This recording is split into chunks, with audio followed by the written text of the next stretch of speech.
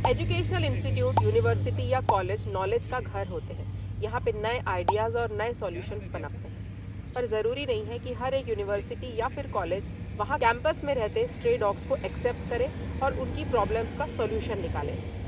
IIM Raipur के students का हमें कॉल आया। वहाँ पर 3 डॉग्स थे जो बहुत बुरी हालत में थे।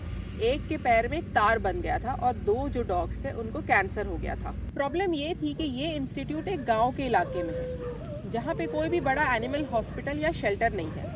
स्टूडेंट्स वहाँ उनकी देखभाल कर तो रहे थे, लेकिन ट्रीटमेंट करना उनके लिए वहाँ पे पॉसिबल नहीं था। हम वैसे ही अंडर स्टाफ्ड हैं और हमारे ऊपर वर्कलोड ज़्यादा है, लेकिन हमारी एम्बुलेंस निकली उन डॉग्स की लाइफ को सेव करने के लिए, क्योंकि इस देश में बाय डिफ़ॉल्ट यही माना जाता है कि अगर किसी जानवर को चोट लगी हो तो एनिमल शेल्टर ही उसकी जान बचाने की जिम्मेदारी लेगा।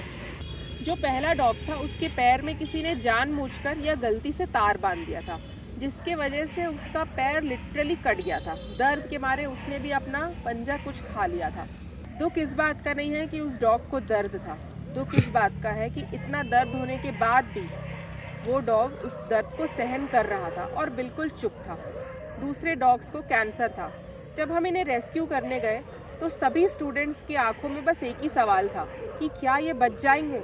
हमने उनको कहा कि इनकी जान बच जाए इसकी गारंटी तो हम नहीं लेते, लेकिन हाँ इस चीज़ की गारंटी ले सकते हैं कि इनके पेन को, इनके दर्द को हम इलाज करके कम कर सकते हैं। हमने इसे शेल्टर पर लाके जैसे तैसे इसका तार तो काट दिया, लेकिन घाव इतना बुरा है कि हड्डी भी कट चुकी है।